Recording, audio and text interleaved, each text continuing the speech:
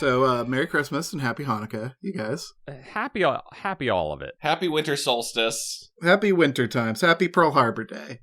Happy Life Day. Is it disrespectful to wish you a happy Pearl Harbor Day? I think that's a day of solemn remembrance. I mean, I guess it depends on what side you were on. I don't know if anyone looks back on that day with any fond memories. It is a little weird that we choose to remember it. Well, this is how people are going to feel about 9/11, I guess. Yeah. Because it's just commemorating an invasion on American soil or whatever. Yeah, and we also made bad movies about 9/11, like Pearl Harbor. Not as bad as Pearl Harbor yet. You don't think so? You don't think you're probably no, right. You have to rewatch. You have to watch Pearl Harbor again to really. I've never actually seen. I don't have the interest to sit through 3 hours of Ben Affleck, and I was going to call her Arwen or whatever. Like, is she even? You didn't even bring up Cuba Gooding, it was the Pearl Harbor of his career. Was that movie? Oh, not Snow Dogs. Not Snow Dogs was like the sad afterglow, I think. Oh, Snow Dogs is his punishment for Pearl Harbor. Yeah. I don't know. I mean, I don't know. That 9/11, maybe it doesn't count as a 9/11 movie, but you guys know about that Nicholas Sparks movie where the end of it is, it's like people fall in love. It's like, and the very end of it is the 9/11. Yes. The boy writes a girl's like, I'll see you tonight and whatever, and then it pulls out to reveal he's in the World Trade Center and it's September 10th or something. Like, or whatever, September 11th. Yeah. What? Yeah, there's a Nicholas Sparks book/movie that is that. What's a Nicholas Sparks? You don't know Nicholas Sparks? Sappy rom.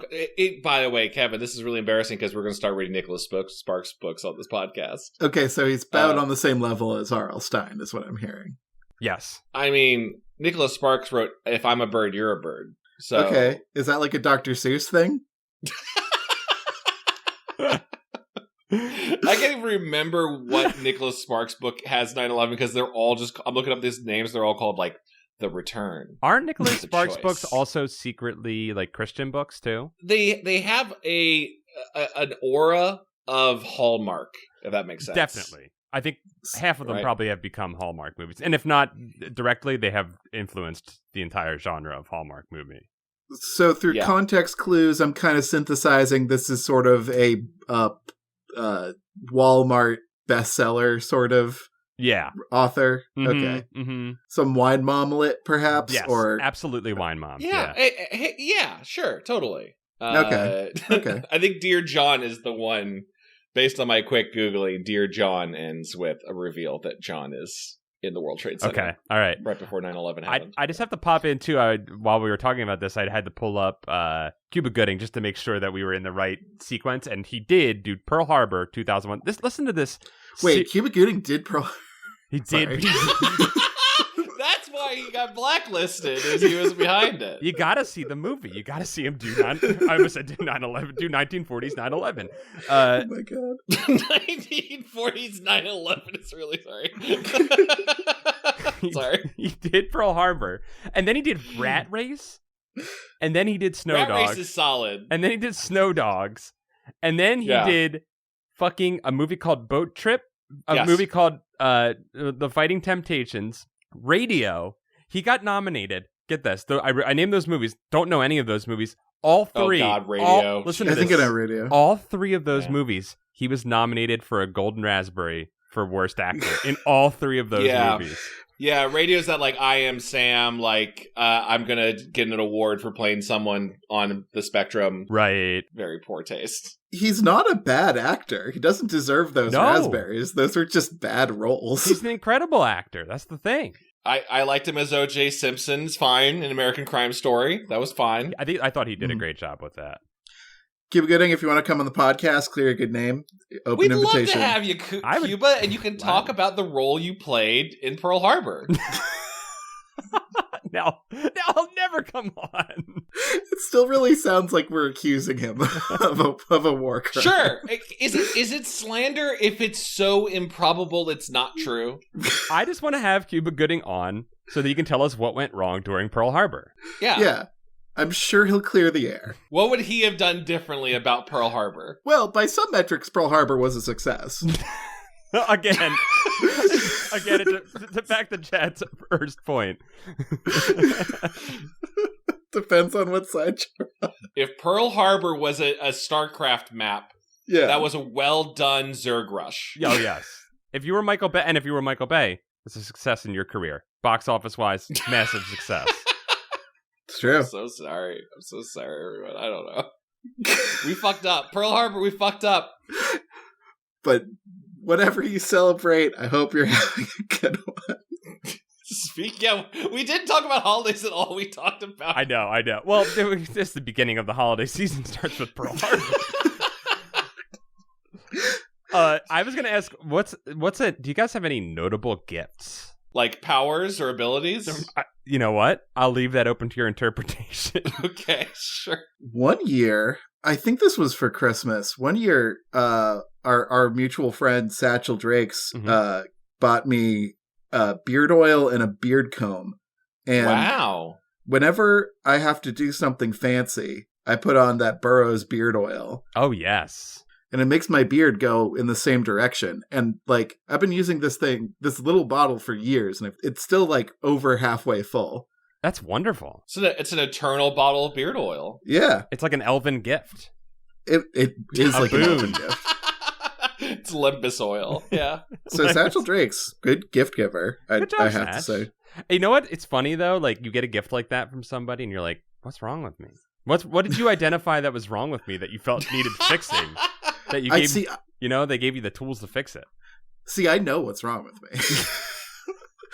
It's my beard goes fucking everywhere. Like I'll sleep on it and it'll just like I look like a hair sun. A what? Like picture the sun, like the big burning thing in the sky. A sun. I got it. Oh, okay. Yeah. But made of hair. I really wanted to know what a hair sun was, like a like a hair sun. I was like, I got like a hair sun. Like I think when you collect all your clippings of hair, and you make a little doll out of them, and you have a hair sun, and you have a hair sun, and you add more of your own hair to it over time because you can't get rid of any of your parts of your body. You can't throw that stuff away. That's part of you. Ironically, the most notable gift I've ever gotten was a hair sun from Kevin. How's he doing, by the way? I heard he went off to college. He fell into a bottle of beard oil, and he straightened out and got on the straight and narrow. And now he's a very well-behaved hair son. Oh, that's a better story premise than the 10 we read today. All right, well, before we get there, I want to hear about your guys' 2 amazing gifts. Oh, sure. Paul, do you got an amazing gift? Mine's not super exciting, but it's a cautionary tale for the youngsters out there. Oh. It's a cautionary tale for maybe not understanding how good something is in the moment that you got it, but learning to recognize that some people, like Kevin's gift of the beard oil, which maybe at the time he was insulted by and harmed. I wasn't. I thought it was very nice. I read between the lines of Kevin's story, and I understand that he was heavily insulted by that gift. I rarely, if ever, buy fancy hygienic products for myself, except for my charcoal deodorant, which I adore. And I love my charcoal deodorant too. It's great stuff. One Christmas, my dad was talking about how he had gotten us all the greatest gift, the best gift. He was building it up. I was probably like 15. Okay. Was it the gift of life? It was. We opened a box up and it was just a picture of ourselves, or it was a mirror that we looked into. Yeah. We were all getting a great gift, and it was a fantastic gift, and he kept talking about it for like weeks beforehand. And I'm like 15, so like I'm like in that weird gift giving stage where it's like, what the fuck do you get me, And like my other siblings are a couple years younger than me, but also in sort of an awkward gift giving stage. And he kept talking it up. Christmas morning rolls around and we get these giant boxes, and you're like, oh wow, a giant box? What could this be? Like I have literally no idea what this could be. And we open it up, and it's a fucking massive blanket, and it has fur on one side. Faux fur on one side and like a leopard print on the underside, and we were all like, what the fuck is this giant blanket you gave us? I'm 15 years old. What do I need a giant blanket for? I still have that blanket. I have that blanket 15 years later. Wow. And it's the warmest, most comfortable blanket. He was fucking right. He was 100% right, and my 15-year-old dumb ass could not understand that. A blanket is a great gift. Yeah. It doesn't seem that way when you're a kid. You're like, that's boring. A blanket will comfort you for the rest of your life. And I'll also say, can't have too many. No. You know? No. And it's only going to become better as your circulation gets worse as an adult. Mm-hmm. Mm-hmm. Also, like, you know, not to be too doom and gloom about things, but I think more and more the gifts that you can give someone that can survive in, say, like a nuclear winter. Yep. Or a mass EMP blackout. The road situation. The road. Yep. Any sort of thing that could survive, help people know a road situation, yes, is a good gift as we head into You're going to need a blanket. This new decade. You're going to need a blanket to keep yourself warm. You're going to need a blanket to cut up and wrap around your feet to keep your feetsies warm. You're going to need a blanket to put your food in and throw over a bindle back. You're going to need another blanket for all your babies that you're going to store to eat later. You're going to need a blanket to wrap up all your political prisoners in, from their warring tribes. Or else you might have to use a scarf, which is also a great gift. You mean AKA wearable blanket, neck blanket. Yeah, a stealth blanket. A stealth blanket. Secret tech, as you would call it, Kevin. Yeah, the old secret tech. Chad, I don't know if we told you about this, but Kevin came over wearing a headband the last time he visited. And multiple times during the trip, he removed the headband for utility reasons and said secret tech, and then used it to solve a problem. Yeah. Wait, what? Oh, I mean, I believe this. Can you give me an example? Can you give me one example of what the headband did? Paul, guess what I have in my pocket right now? It's a headband that I used for another purpose. What did you use it for? Give the example, please. Tourniquet. Yes, perfect example. So sometimes I'll be wearing a headband. Like when I get out of the shower, I usually put a headband on because I'm kind of like I got wet hair. Mm-hmm. And I don't want it like dripping down. Mm-hmm. That's a normal use for a headband. Chad, it's a fine use for a headband. However, I'm not judging. Yes. Sometimes something will happen and you'll have to respond quickly. Like I had to give my cat her liquid medicine today, and sometimes not all of it gets in her mouth. So very quickly before it stained the carpet, I had to be like secret tech and remove the headband. Now my headband acts as a napkin. Yep. Sure. I mean, it's already a napkin for your head, so that makes sense. It's a hair napkin. Yes, it is. Yeah. I don't think Kevin did this, but here's an example of how you could use it as secret tech. You're cooking. A panhandle is hot. Pull it off your head. Secret tech. Grab the panhandle. Fuck yeah, dude. Fuck yeah. Sure. Mm-hmm. Someone's trying to break into your home and take everything you know and love. You can use the headband to secure the door. Or to flick it at him right in his eye. Right in the eye. Secret tech. Secret tech. When you see a secret tech in action, it's much more impressive. You guys are just hearing random stuff off the top of our head. But if you're out in the wild and you see a dude wearing a headband, wait for a crisis because that person's gonna have a secret tech.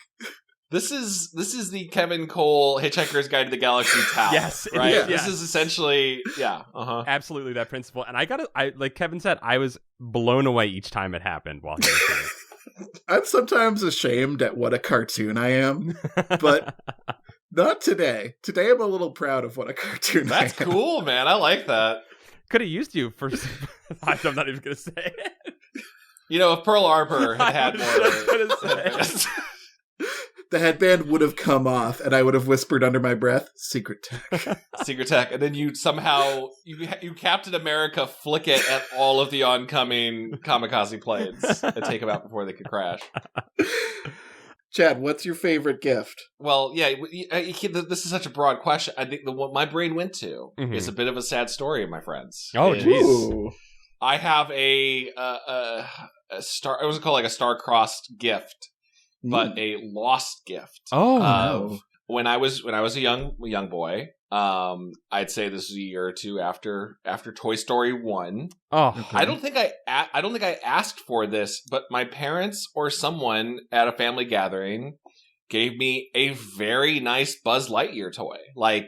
And it was the Buzz Lightyear from the movie. Right. It had all the features, the wings pop. Man, the fact those wings would just pop up with a button, that's like my jam. If toys do that kind of like spring action shit, I love it. Yep. Chad, I had the same one. Did you? I did. Okay, so I envy you, Kevin. So I got that toy. I was ecstatic. Mm-hmm. I think I was just a little bit old enough or whatever it was. But so my uncle, who always razzed me as soon as I got it and like I was super excited, he was like, "Oh, it's a doll for a girl. Are you a girl?" I guess he's like a baby girl. I hope like, that you secret teched his eyes with the fucking wings of that thing. I wish I had to. I was so ashamed that after that day, I told my parents to like take it back because I shouldn't have a baby toy. Did they do it? No, they did. And then like a month later, I was like, I really, you know what? Fuck my uncle. Like I wanted that toy, and then they were all sold out and gone, and we never could find one ever again. And it's been my like. Oh, I really would have had a lot of fun with that toy. I think about what could have been the one that got away because I wasn't proud or confident enough in myself that I let it go. So Kevin, I'm glad that you got to play with it. Chad, I will secret tech the fuck out of your uncle. I will find him, and the last thing he'll see is the paisley red print of my headband. Guys, I'm really mad about this book. Really? I am too. I actually had a fun time. Well, Kevin, I was having a fun time, and then I was not having a fun time, and I was mad because of the fun time that was spoiled by the later not fun time. I think it's my turn to put on the makeup and clown wig and be like, this one's actually pretty good. Well, let's talk because what we have read is, I think this one is more and more stories to give you goosebumps or whatever. More and more tales to give yourself goosebumps. Special edition 6. 10 spooky stories. This title is a train wreck. This is a sin upon Stine because he does. We've discovered now that there are 6. We read the last Tales to Give You Goosebumps book in the series. There were 6 of them, and the only differentiation now, I do think maybe the more and more gets added on as well. But yes, but the only true way to tell these books apart, other than the cover, is the number in the series. Because we did a story or did an episode on this. I don't know, a while back with Chad and I and our friend Leighton. And we all read the wrong book because the only difference are the numbers in the title. Otherwise, there's no way to tell them apart, and we all read the wrong book, sort of. Yeah, this is. I find the title lazy, and also like RL. If you want to sell me all of the books, right? You're a businessman first, an author second. Let's be frank. Of course. I find the title unnecessary because yes, you could just call it More Tales to Give You Goosebumps. You could just do more and more, and that would differentiate the book. But the fact that it's Special Edition 6 makes me think that there are 5 other more and more tales. Right. But I don't think that's how it works, right? I do not believe so. I do not believe so. When I was going through the wiki to kind of look through them, the titles change a little bit. I think if you're really going to stick to the bit, Mr. Jovial Bob Stine, just do like Tales to Give You Goosebumps, more tales, and then just by the time you're doing the 6th one, have it be more and more tales to give you. Here's how it actually works. There's Tales to Give You Goosebumps, all right? There's more Tales to Give You Goosebumps. Even more Tales to Give You Goosebumps. Still more Tales to Give You Goosebumps. More and more Tales to Give You Goosebumps. More and more Tales to Give You Goosebumps. The problem is, each one of them says 10 spooky stories in the spot where the name of the book goes. That's the problem. That's where the normal spot on the cover of a Goosebumps book is to signify this is the story name. Yes. 10 spooky stories, the same on each one. That's the problem. You know what's not a problem is this cover. I am having a good time with this cover. Look, there's Radical Curly. He's snowboarding. He's got his dog friend with him. He's got a normal non-skeletal bulldog. The bulldog is sledding. He's got the gamer gunner glasses. Gunner glasses. Do not be caught off guard by an errant ray of sun. Kill glasses. By the way, yes. Get Gunner glasses if you want to sponsor our... I got the slogan for you right there. I just laid it out for you. Kill. I looked up because the Curly's bulldog has been established on multiple of these covers, starting with Even More Tales to Give You Goosebumps, where he's just hanging out next to the pool. Right, yes.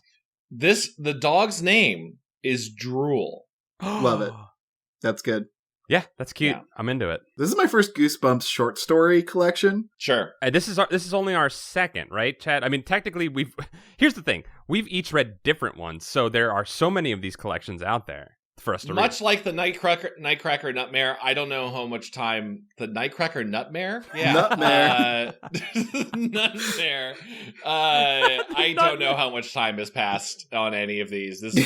I don't know anymore. I've been having a lot of Nutmares recently, guys. I can't. I love Nutmare. If you don't jerk off or have sex for a while, you'll totally have a Nutmare. If you know Nut November, you will have a Nutmare in the first day of December.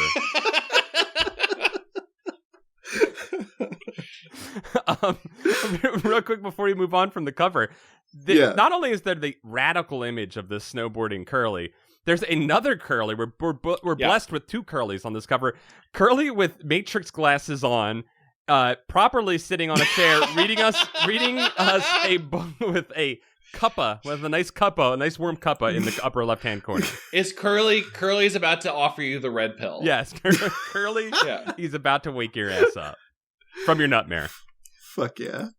Now, Kevin, I agree. This is a pretty radical cover. I actually think the second Curly ruins this cover because it's breaking the framing device of every Goosebumps book. Mm-hmm. Like, we got R.L. Stine. The formatting's all different. This is like a bootleg Goosebumps. I'll agree with that. This is a little cluttered. I love Curly, but we don't need him twice.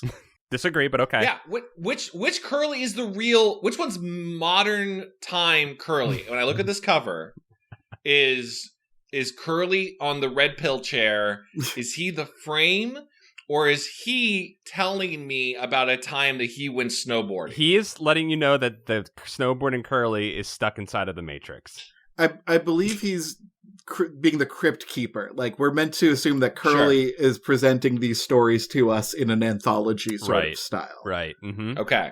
But nowhere in the text is that ever suggested. I also want to point out that the French version of this cover recognizes what the best story in this... Yes, it does. in this collection is. Yes, it sure as hell does. And you got a cool-ass ice vampire on the French cover. The ice vampire is artistic as hell. I like it a lot. Yeah, we'll get to the vampire de glace. Yeah, dog. Kevin, so this is your first short story collection. What were you excited to indulge in some short stories? Were you not looking forward to it? How are you feeling?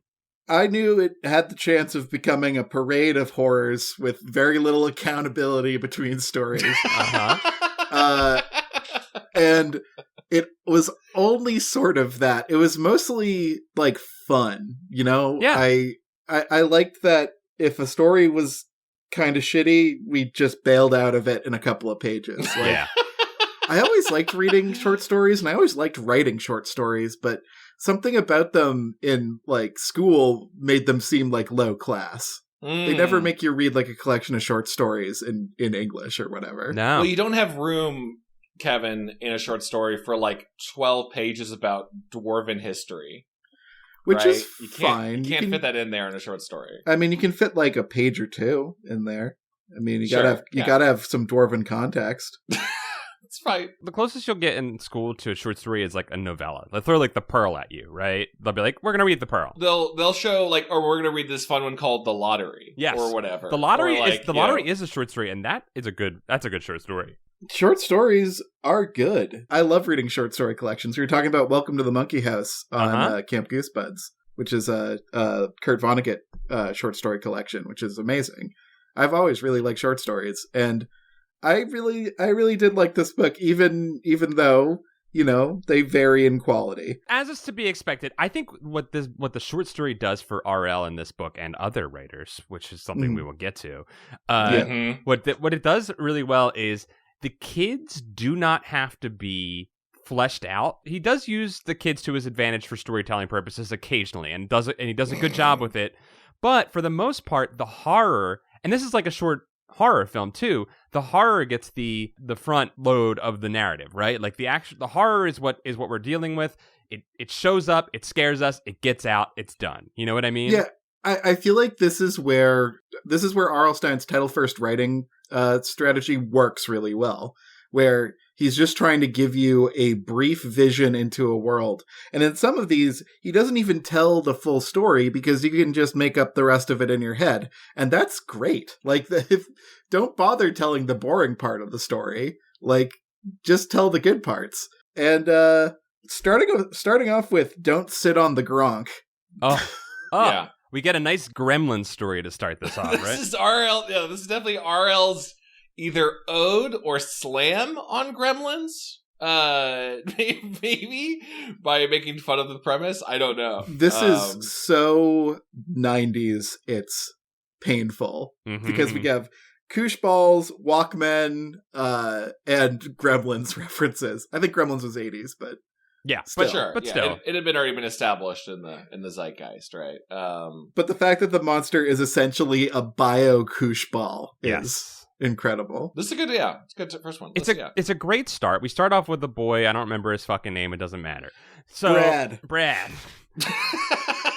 It is Brad. Yeah. So Bradley wakes up and he's already opened up his Walkman. It's not working because he hasn't read the instructions. Should have read the instructions, Bradley. Oh my God. And it very quickly telegraphs where this story is going. But that's fine because this is an instance where RL uses the flaws of his characters to tell the story and do it effectively, right? Yeah, exactly. Like, it actually matters that Brad doesn't read the instructions. That ends up being what, like, kicks him in the ass at the end. Mm-hmm. You don't see that in a regular Goosebumps book. No, I guess not. It's just that the instructions are so specific, which is also Gremlins, I guess, right? Right. Like, I just watched Gremlins last month for the first time in a while, and I had kind of forgotten how arbitrary the rules are. Right. Like, it feels made up on the fly a little bit. Water makes them duplicate. Right. Sun kills them. Past midnight turns bad thing, or whatever. It's just very arbitrary. Right. And this is... Well, at least those instructions, at least the arbitrariness of those instructions, if we're going to take a dig at this story, the arbitrariness of those instructions makes it be like, all right, that sounds made up. I'm not going to listen to any of those. Those don't matter, right? We don't even learn the arbitrary instructions until after Bradley has screwed them all up. Yeah. It almost, this seemed like a comedy story. Maybe because it is Bradley's like, cool, I got this thing that seems alive. It's the size of a tennis ball. Mm-hmm. Yeah. They compare it to a Kooshball, which, is, again, like you said, Kevin, is very 90s. Yep. And then he proceeds to just break every rule in direct order. Like, in a hilarious way. Yeah. Brad calls his friend Roscoe over, and there's this line that I loved that was when Roscoe heard about the Gronk, he came running over. Now, calling it the Gronk is very funny. I like that it's called the Gronk. It's just, it feels 90s to me to call something. Yeah, I could see Gronk on the packaging in a big green slime splat saying Gronk, just on the packaging. Like, you can see that. That was definitely like the Nickelodeon style, right? Like kind of a nonsense word that has like an onomatopoeia-ish vibe to it. I was not picturing former New England Patriots tight end Robert Gronkowski at all. To be standing there as if he were a quarterback with the Gronk in his hand, ready to throw. Yes. Yeah. Right. But if Gronkowski did look more like the Noble Romans pizza mascot. What? All right, you might have to post that image. A pizza gremlin. Okay. Pizza gremlin. Yep. But like, if Gronkowski looked more like, I feel like I've talked about this podcast before to the point where this is what Gronk looks like to me. Okay, that is definitely the Gronk. That is 100% the Gronk. Just the Cookie Monster with tomato eyes and a pepper nose. Uh-huh. that is the Gronk to me. And if Gronkowski looks more like that playing football, I'd be like, Sweetums from Muppets. Yes. Right? That's the reference point. This is an Indiana-only monster, is what I'm gathering. Sure. The Noble Romans mascot monster would take kids and bake them into pizzas. That's an Indiana cryptid for sure. This is like a proto Gritty. It kind of is. Yeah. It's the googly eyes, the kind of goofy googly eyes. Noble Romans mascot walked so that Gritty could run. Speaking of running, they run outside. Roscoe runs over. Anyway, Roscoe, full tilt, runs over. And they take this living creature out because he holds the little Kooshball in his hand, and it's wriggling and moving and doing and breathing and doing things that a living creature would do. He takes it outside for a little toss about. I immediately had a problem. Like, this is a pet, and you're just throwing it, and they're like, it's giggling. It loves it. Like, you don't know. You don't know how it communicates. Don't know. Like, I think that's like part of the horror is that this is such a strange, weird thing that they're taking so lightly. I don't know if you guys remember, but when Darwin discovered the Galapagos, he picked up every animal, threw it in the air, and if it giggled, he said, it likes it. And then he wrote that down in his book. That was actually the entirety of On the Nature of Species, the first draft. It was just whether they giggled when thrown. Did it giggle? That was that's how he broke down the taxonomy of the animals that he found. Yeah, giggles or not giggles. But that's also why we don't have the dodo anymore. Didn't giggle. Didn't giggle. They threw him too hard.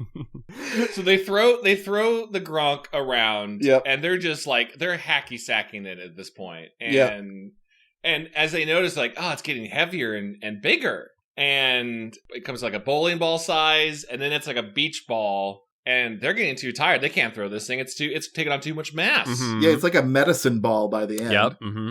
Yeah. Where's it taking this in? It's not gaining nutrients. Maybe it's photosynthesizing. Who knows? Photosynthesizing fun into its body. So Brad rolls the Gronk home. Yep. And then I got a little weird vibes as he's just like, oh, you're comfortable, Gronk. I'll lay in you like a beanbag. Right. Again, another 90s thing. A cool beanbag. That was some tactile horror there. Yeah, that's some tactile horror because he's thinking, I was like, this is just to get to the title, Don't Sit on the Gronk, right? Right. This is the... Well, you read that title and you know he's got to sit on the Gronk. You're waiting for the sit. You're waiting for the title drop. The whole time I was just like, come on, just sit on the fucking Gronk, dude. Sit on it. Does the Gronk slap him before or after he sits on it? I don't think he's slapped by the Gronk. Yeah, the Gronk does not slap. You ready? It's the little creature. I rolled off the Gronk and fell to the floor. Only, it's not little anymore. I tried to stand, but the creature slapped me hard with its rubbery tendrils and knocked me down. Oh, that's right. It does have wow. It does have hentai tentacles. The Koosh fibers are now like big noodle tentacles, I guess. This is the Koosh fights back in this episode. And then the Gronk just keeps growing and growing. His Brad's sister Kelly is like, you should have read the instructions, which is, I think it's don't take the Gronk outside. Yep. Don't throw it. It's specifically like don't throw it like a ball. Mm-hmm. Yeah. And whatever you do, don't sit on the Gronk, because then the Gronk will want to sit on you. And then the Gronk launches into the air, and we have a Junji Ito-esque ending where the kid is smashed into jam on the ground. Which is great. It's a great... I love that story. I read this one, and I was like, we're in for something good here, guys. You guys were being nicer to the Gronk story than I was. I was already like, I don't know. It feels kind of arbitrary rules made up, and maybe that's Gremlins. But... I mean, what was that, like 10 pages? Like, that was... 10 pages, yeah, you're in and out. That was fun. If that was a whole book, and we got those rules at the end, and, like, each chapter was him breaking a rule for, like, or, like, over, like, 5 chapters, he broke 1 rule, and then the next chapter he broke 5. Like, if we had done a whole 120 pages of that, would have been pissed. But in 10 pages to get through there and have the stupid arbitrary rules and get the kid smashed by a giant Kooshball, I'm into it. Yeah. I'm here. This is a little like Goosebumps dim sum, where you're like, okay, so I didn't like this one dumpling we ordered. It's a little too spicy for me, but it's all right. I'm moving on, and we got 9 more beautiful bites ahead of us, Chad. I don't think we need to spend a ton of time on some of these, like, because clearly a ton of time was not spent on them. I think there's a couple that I would like to really discuss, and we'll hit them. And then when we get to the really bad ones, which is the second half of this book, pretty much.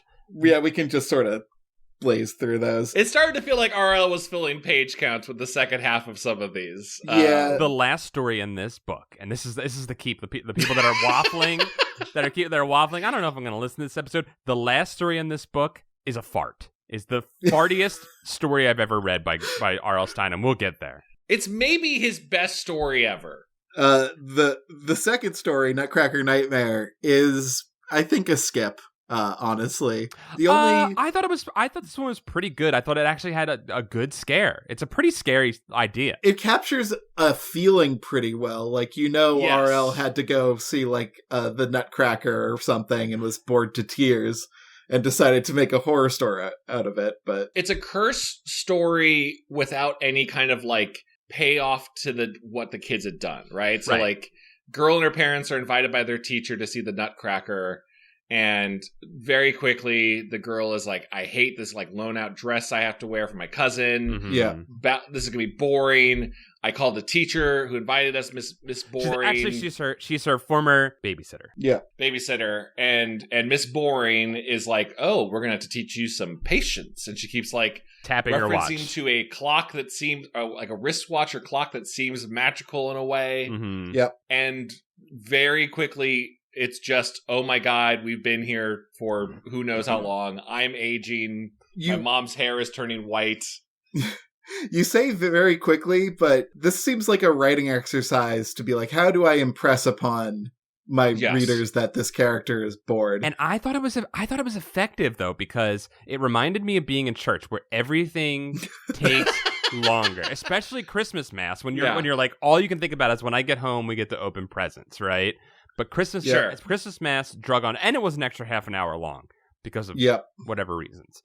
As we're talking about Catholic Mass here. Oh my god, yeah. Yeah, they added an extra half an hour for Christmas. Stations of the Cross, oh my god. Oh, good golly. So many stations. 10 of those things, like 10 of these stories.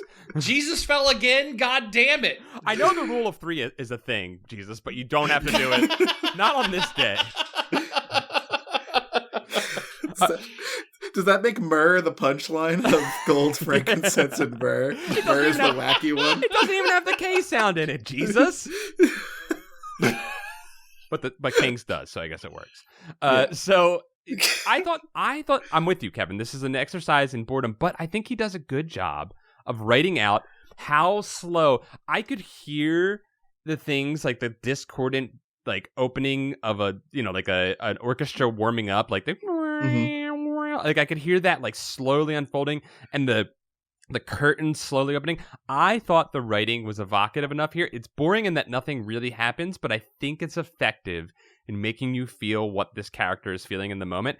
And the story ends, and only the first act of the play has ended, and she's already grown and like aged like 10 years. Yeah. So she's Hulk ripped out of her clothes. Yes. Yeah. This kid is fucked, and I think that's scary. I like what RL is doing with time here, because the fact that time is going quickly for Sam and she is experiencing it very slowly is, I think, a type of horror. So is the boredom. I think the boredom is a type of horror that is sort of low key. Like the idea of like, I'm wasting my life at this terrible show is it's pretty good to latch onto that. I also like that Sam's a gamer. She's thinking about video games that she could be playing. Strats. Which is She's thinking about strats for when she gets home.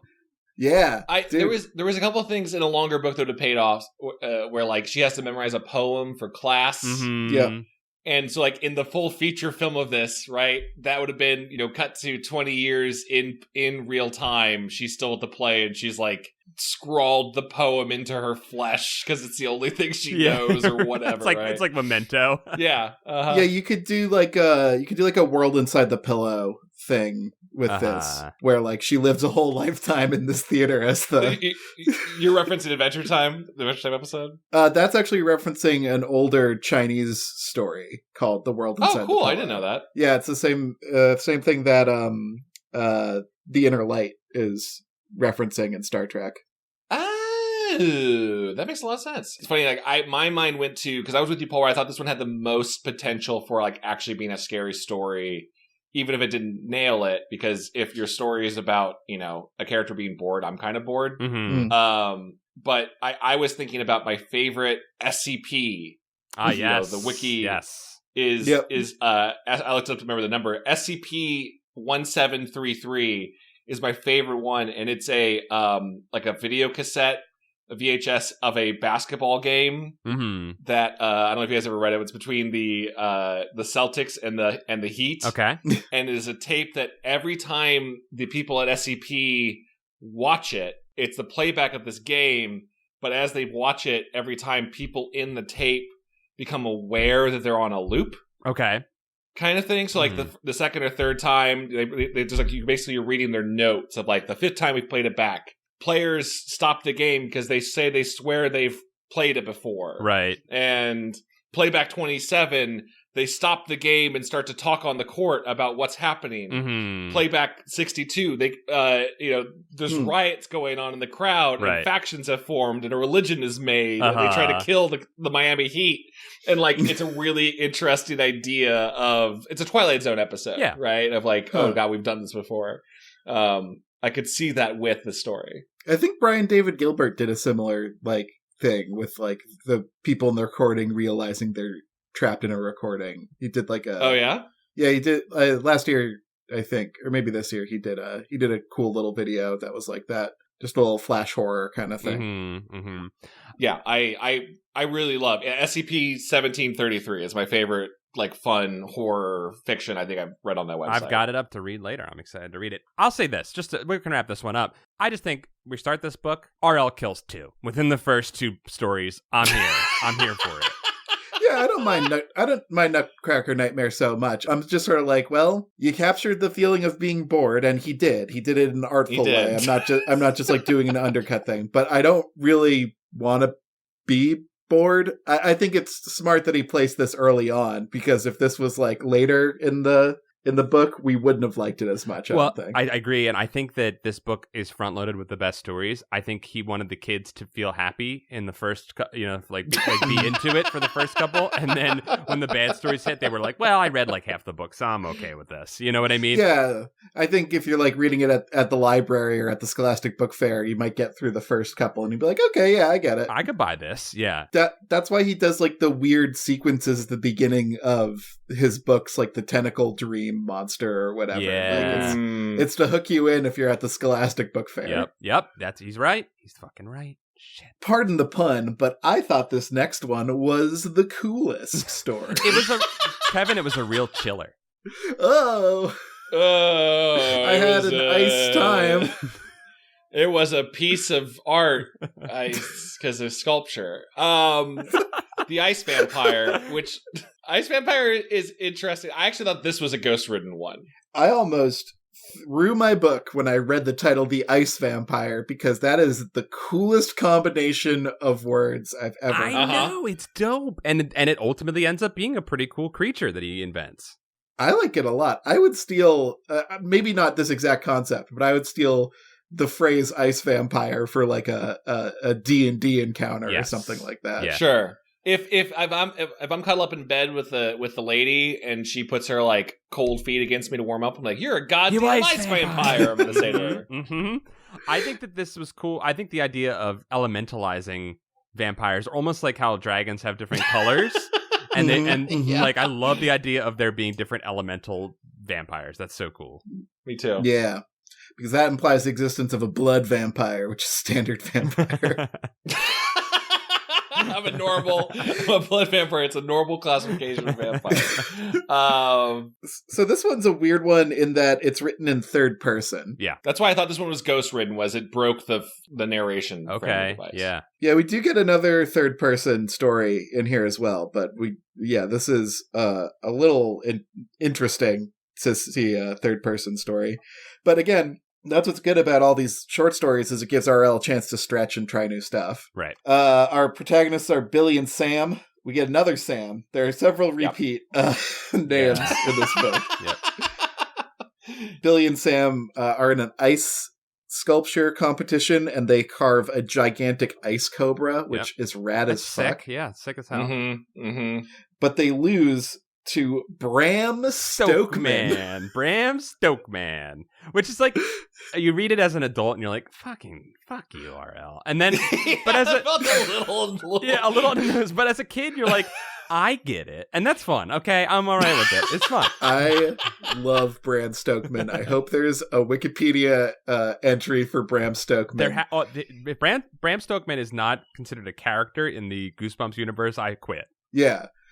But the best part is that when they say Bram Stokeman, it's hyphenated to like fit it's line broken to fit on the page. Yep. So you see Bram Stoke And then you go to the next line, man. Amazing. Okay, so just to follow the logic of the ice sculpture is done by someone named Bram Stokerman. So that means yes, the vampire, and very quickly we find out, that ice sculpture was a vampire. Mm-hmm. Just, I guess, wanting to win the contest. And they lose the contest, and the friend Billy punches a block of ice, which I thought was lethal as hell. And I was waiting for it to come back because he punches the ice, and he's not harmed by it.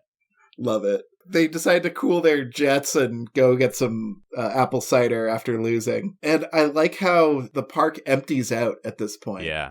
Like, everything's abandoned, and they're sort of left alone with the ice sculptures, which is a really kind of creepy thing. Like, a lot of these I would love to see, like, a live-action video version of.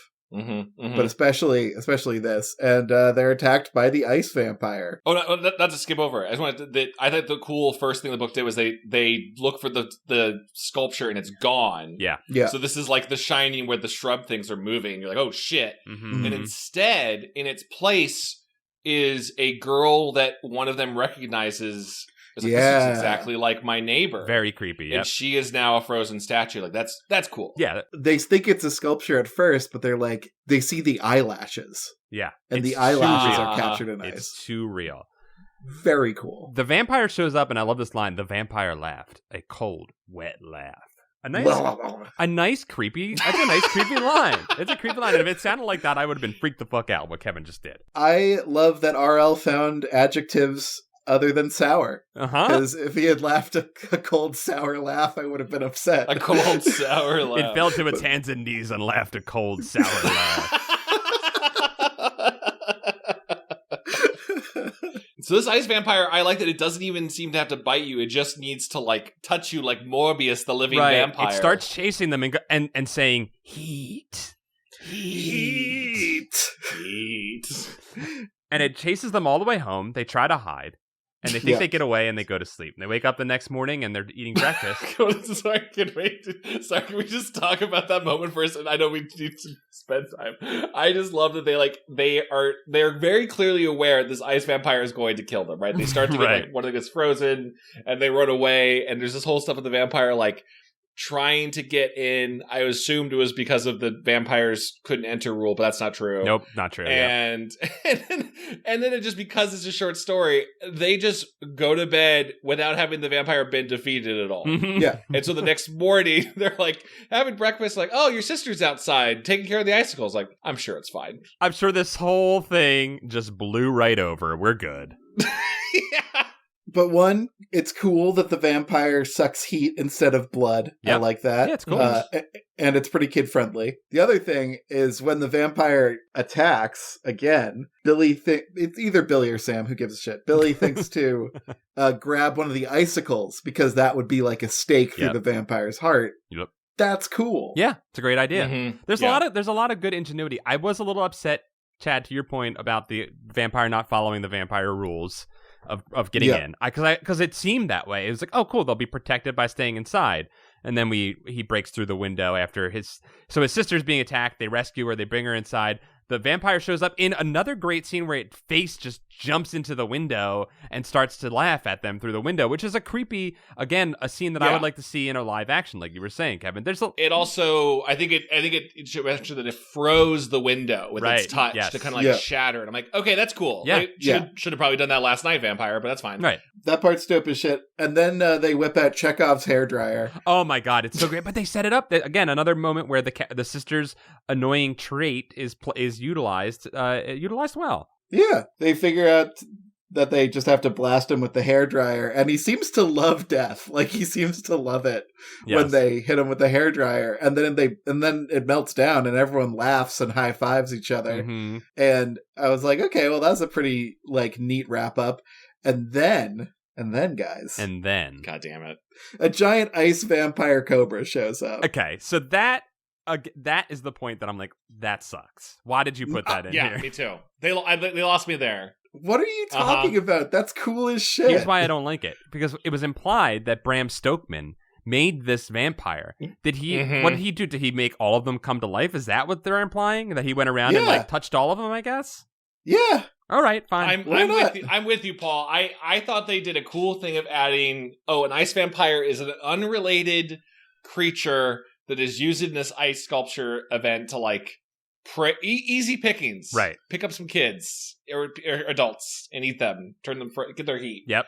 But for some reason, their cobra coming alive was like, but that was their own thing. So did like, if we're saying Bram Stokerman did it, fine. But I didn't like that their thing came to life because it just felt like he was just trying to get one last scare cheaply. That's what it felt like to me. So Paul, okay, let me get this straight. All right.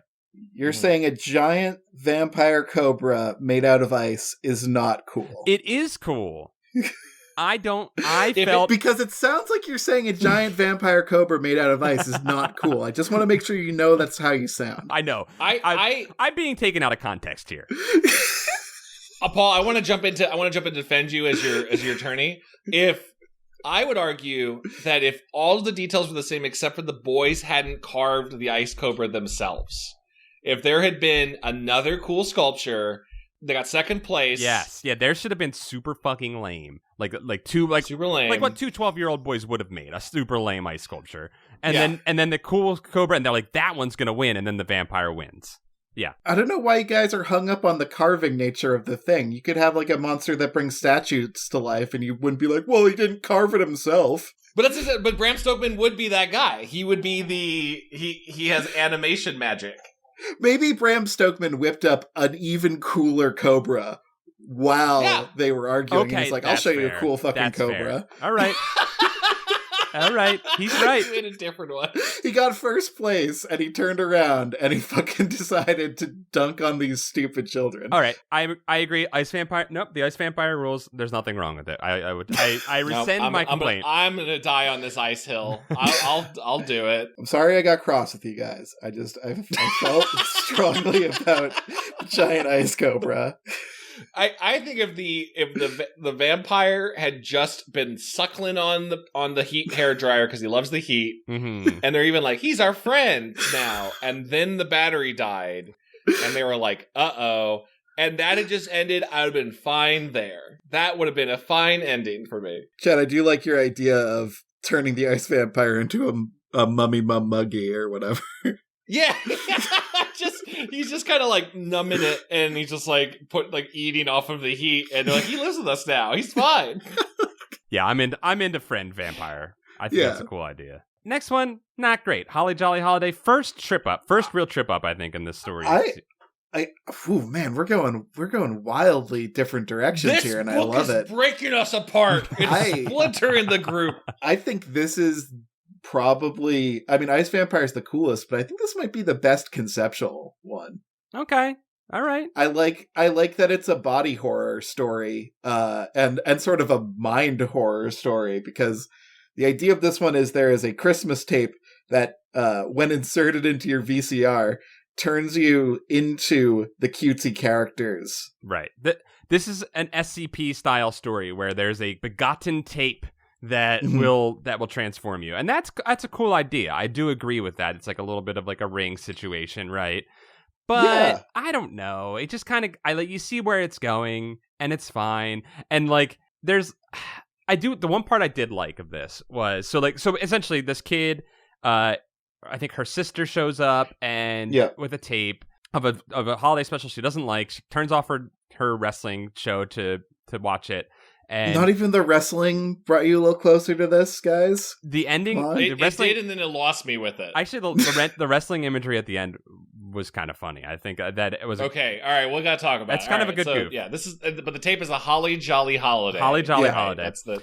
And there's a weird character that's obsessed with Christmas and is like this like kind of like super cheery, over the top Susie Snowflake. Yeah. And she has this catchphrase of cookies to tempt your tummy, which I don't understand what that means, but okay. You did another draft on that. No, it's something stupid, like what would be in an overly saccharine Christmas production. Right. Totally. And the whole family gets obsessed with it and is watching it, and they're physically changing into the character. Yeah, they're getting bimbofied, but into Susie Snowflake. This is definitely someone's DeviantArt fetish thing. It even happens to her dad. Like, he loses his beard. His beard falls off. It happens to the dog. That's what I thought. The dog turned, like, I think there's a version of this where, like, if everyone had started to become characters from the tape, if there had actually been, like, you know, 5 characters, 5 characters, there's like 1-to-1, and Susie Snowflake has a dog, and next thing you know, like, suddenly our dog, but it's like our dog's hair is turning red, like Susie Snowflake. Dad lost his beard. So it's just turning everyone into gingers who like cookies. Right, right. But I do like, there is a great part. So as the family slowly devolves, the youngest, who is our main character, she realizes that the only way to stop this is to wait till the tape is done, eject it, and then destroy the tape. And so in order to do that, she needs to dive deeper into the holly jolly mania that they're getting, which is cool. That's a cool idea. I'm not saying this is a bad one. I just think this is the first one where I was kind of like, that wasn't hitting on all cylinders for me, but it is a pretty okay one. This one really works for me as someone who I try not to be a Grinch, but like, I'm not enamored of Christmas traditions so much. Right. But when everyone else around me is like super into like the Christmas spirit, I'm not going to try and bring them down. So I'm going to try and go along with it with them. And I kind of have to like plunge deeper into the Susie Snowflake mentality. Exactly. I felt pretty close to RL on this one, I gotta say. This one you could have done some, like, you know, I think, which did this very well, the horror comedy Krampus. Mm-hmm. Yeah. This kind of like perpetual Christmas as a horror stinger is a cool idea. Yeah. I could see this working, but I was a little biased because I actually thought Ariel was referencing, I guess, another regional Midwest reference. Susie Snowflake is an old 1930s, 40s black and white stop motion film that played on like WGN and Chicago TV over the holiday. And it is something that when you see it, it is like, this could be an SCP. This could be a creepypasta because it's so low budget and so lesser known. If I showed it to you and you were like, yeah, and here's the thing, everyone who made this, they all died the next year. Right. Oh yes. my God. Like it's like, here comes Susie Snowflake. But it's like, there's nothing to it. But that's vagueness makes it creepy. Like the first lyrics, here comes Susie Snowflake dressed in a snow white gown, tap, tap, tapping at your window pane to tell you she's in town. That's terrifying. Yeah, that could be really scary. My girlfriend Heidi first showed it to me, like, you know, a couple holidays ago. I'm like, this is super creepy. Yeah. If so, that version of it could work. I think maybe like I would have loved to have seen in the short story that one extra step of them going down the curse where it's like they've baked everything in the house into cookies. You know, like I don't know, their dad's cutting down all of the trees in the front yard. Like they're like, oh, whatever, it's taking over, it's destroying their lives. I don't know. I like the personal dive into the abyss, though. I like that she feels herself slipping away as Susie takes over. I think that's actually pretty extreme for a kid's horror book. Yeah, Beth's nosedive towards oblivion is pretty extreme and pretty cool. I have to go deeper, farther down. And she pulls out, she gets the tape, she destroys it just in time. The WrestleMan save her. She sees the... Yes. Okay, all right. So the ending of the WrestleMan. Let's talk. Well, okay. So she gets the VHS, and when she looks up, she sees wrestling on TV, and she's like, as Susie, she's like, ew. But then that's the spark that makes her remember herself. Yep. And she whips the VHS into the fire, which saves her family. Then later for Christmas, she gets a VHS of The Crusher, I believe is the name Crusher. of it? Yeah. It's from the same shop as the Susie Snowflake thing, so it implies that her whole family turns into WrestleMans, and I think that's great. It's a great.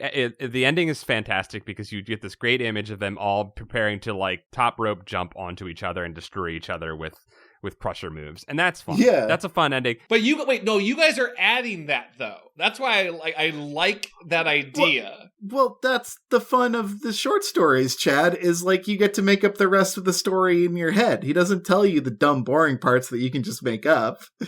It's like I guess it was just, it felt like it needed another half a page to actually like follow through on the idea at all. I feel like I'm being nitpicky. Yeah, like, as I read it. You know what? As we discussed this one, I do think I liked this one more than I. Yes, Paul, my bringing God. you over. Oh my I'm God. willing to. I'm keeping an open mind about each of these 10 stories until we get through talking about them. Well, yeah, we're gonna enter the weeds soon. We're in the halcyon days right now. Mm-hmm. It was a tape starring the Crusher. I popped it into the VCR. Wrestle-O-Rama presents the Crusher in some of his greatest matches, an announcer said. Then the Crusher appeared on the screen, looking as mean and dangerous as always. Arg! He screamed with rage. I guess that's kind of funny. I grinned with excitement. This is the best Christmas present ever. Where did you find it? I asked Jody. I didn't know the Crusher had his own video. I know, Jody replied. The lady at the Christmas shop said it's the only copy she's ever seen. I guess that's enough of a hook. It's a punchline. It's a punchline. Like you know what's coming next, and that's the funny part. If it had been he looked back to his sister to ask Jody, and Jody was climbing the bookcase to prepare to elbow drop him, I'd go best short story in the entire series. Yes, but it's still really good, I think. I like both of the twists, even though they're very similar. I like Ice Vampire and Holly Jolly Holiday. I like their twist at the end, where you think you have an idea of what the monster is, but then the twist is it's a broader thing than you originally thought it was. It's not localized to this one specific thing. Mm-hmm. With the I'm gonna be a Scrooge about this one. You're gonna be a real anti-Susie here, aren't you? I just think it opens up these ideas into broader stories, and I'd kind of like to see the follow-up on them. Like a VHS shop where you become what you watch on the VHS. I think you could stretch that out into a whole thing. That could be it could have been a novel. Yeah, it could have been a full book. Yeah. Now, why I hate Jack Frost? This is an interesting one for a multitude of reasons. This is the first confirmed ghost-written story. First officially confirmed ghost-written story of Goosebumps. And I think it's kind of bad. Okay, I think this one's okay. I think this one suffers from a lot of problems, I think, but I do think the ending is pretty creepy of an idea. I think it gets to another one of those Junji Ito-esque endings. You're being so nice to call it Junji Ito, Paul. You're being so nice. I think it has a Junji Ito-esque ending. I do want to say something about Catherine Lance, the author who admitted to writing this. I went to her Wikipedia page and did some reading. She has a section of under various names, okay? 7 books in the Give Yourself Goosebumps series. So we may have read some of her Give Yourself Goosebumps. We may have read a Catherine Lance. She wrote multiple stories in the R.L. Stine's Ghost of Fear Street series. And then she wrote this short story. And there is a bullet point under her various names list. 12 ghost-written young adult series novels for a single publisher, 1990 to 1998. What do you think that means? She can't say they're Goosebumps, but they're Goosebumps? Maybe. I think she's written 12 Goosebumps books. I don't think I would have admitted to writing this story, is all I'm saying. I think that shows character that she said that she wrote it. Yeah, I think you got to stand by your work, right? Even if it's kind of I feel like it's okay to admit that she did it. I don't know if I would have said I did research on Jack Frost in order to get a feel for the character, because Jack Frost in this is just, come get in the snow! Let's get in the snow! Like the entire time. I don't know if she nailed the authenticity of Jack Frost. But also she had 10 pages to do whatever this was. I think she does a pretty decent job of taking the classic spending Christmas in a warm area trope, right? She takes that idea and she runs with it. Kid gets pulled to Arizona and he loves Christmas and just wants to celebrate Christmas, right? In order to get some Christmas cheer, they go to the mall, they buy an ornament of Jack Frost hanging out in front of a wintry-looking house, and instead of sharing it with their miserly parents miserly mom who's dragged them to Arizona, they put it above their bed and they go to sleep at night for a long winter's nap, in which they are pulled into a Lovecraftian nightmare of Christmas horrors, and then awake the next day and cannot shake the cold from the dream. And this happens 3 times. And on the 3rd time, the horror becomes so deep. I thought this was a real scare here. when the third dream is the child is making snow angels in the snow and is going so hard that they dig themselves into the ground where they can see the Junji Ito-esque hole that was made for them. You know what? I swear to God. He's right. No, that is a Junji Ito thing. It's a scary image. And then the face of Jack Frost appears above it and starts to shovel snow, creating a claustrophobic nightmare for this child. They wake up. That part is scary. That's scary. The first two before it are just, I wake up in a winter wonderland and Jack Frost says, "Come play with me." And then he's like, "I don't want to, Jack." And then we're playing snow. Now we're shoveling snow. And I'll defend that because I think it's a slow, it's boiling the frog here. The kid is like not too scared of this thing yet, right?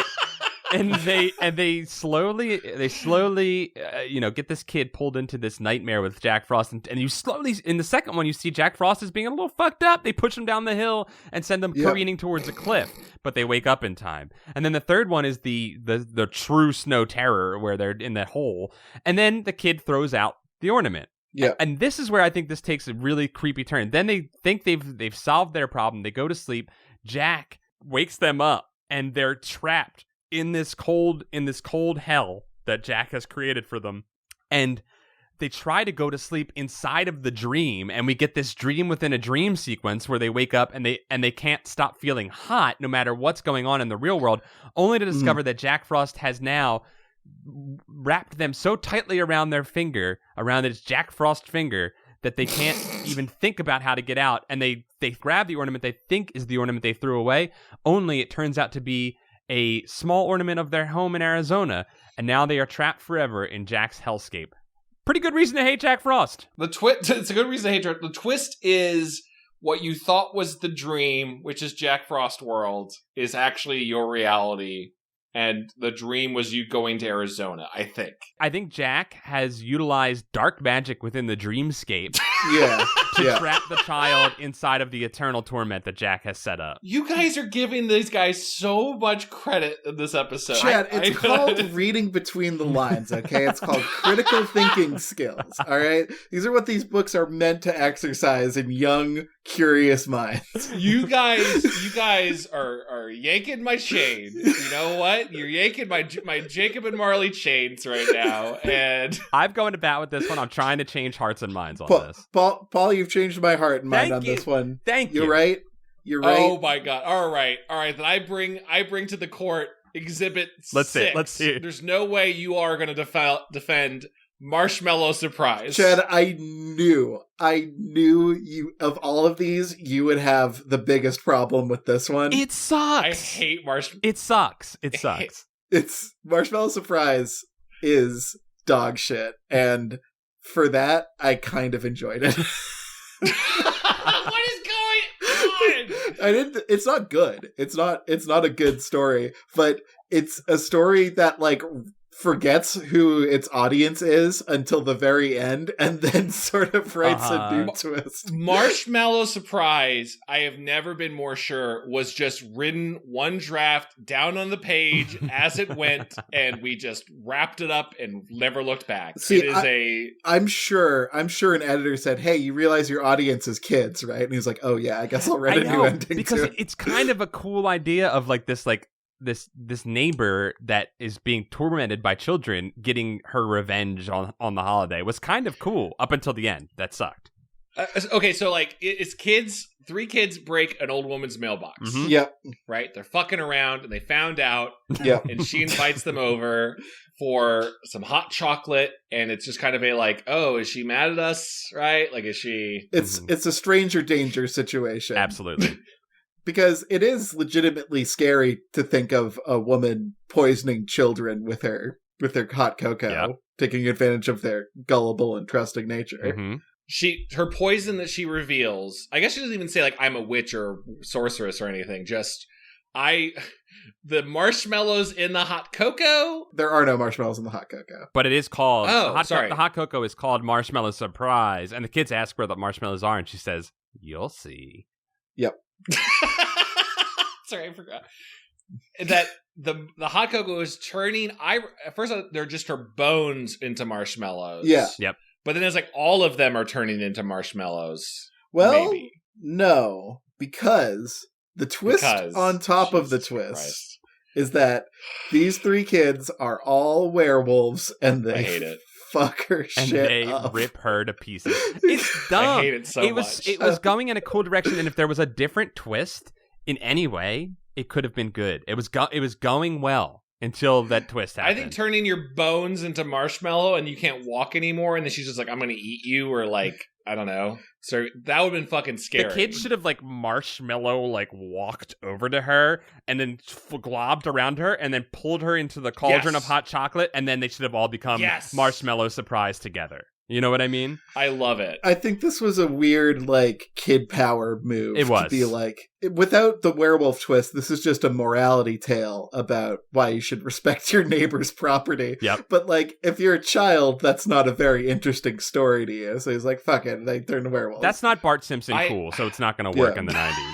Yeah. I couldn't shake the comparison in my mind of the episode of Community where they're telling each other scary stories. Mm-hmm.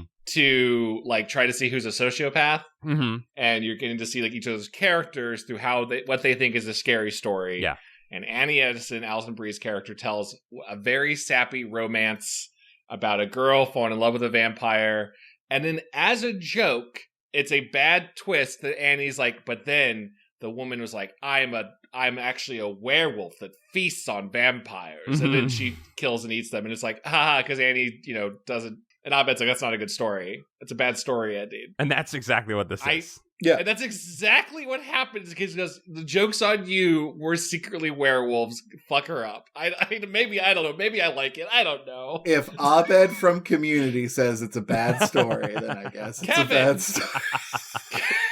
Fine. I'm not going to follow my story for the voice of Dan Harmon. You're right about that. But... Oh my god! It's a bad. Chad, you're right. You're totally right. This story is bad. That's bad storytelling. It's bad. It's not. I don't know anymore. You know what? Joker made $100 million at the box office. Everyone loves the Snyder Cut. What the fuck do I know about storytelling? I don't know anymore. No, Chad, don't doubt yourself, Chad. Stick to your guns. I think there are matters of taste for some of these. However, this one is a crime, and the next one is a crime as well. Monster on Ice.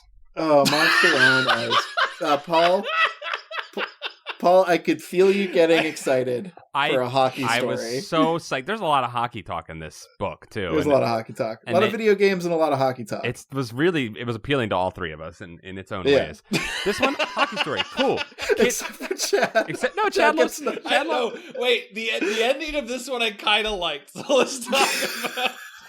There's a lot of good dog stuff throughout this too, which it's because there's dogs in it. I like the dogs. And the name of the dog is Stinker. That's great. That's funny. He's a German Shepherd, which is beautiful. Stinker. This story, Paul, tell me if you feel like this is different. Paul, Kevin, if you feel like this is differently. This is R.L. Stine went to one hockey game in his life. Yeah. He was dragged to it. He's like, I'm not enjoying it. It's cold here.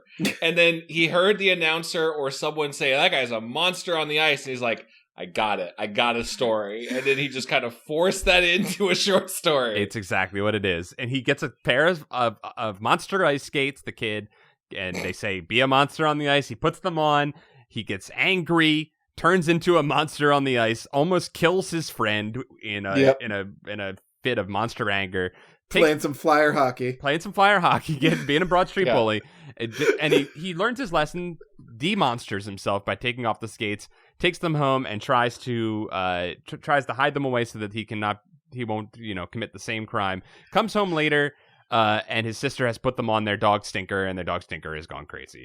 Skating monster dog is very funny to me. You guys know when comedies do a thing where they have a dog dressed like a human, and then they have human arms underneath the table manipulating objects. Yeah. And it makes it look like the dog's a person. That's what I was picturing coming out of the closet with a hockey stick. It's just a humanoid dog man. Yep. Running out. I was like, that's funny. That's cool. Funny image, terrible story. Yep. Yeah. It didn't work. It didn't work for Slam Dunk Ernest when Slam Dunk Ernest got possessed sneakers. It didn't work for this one.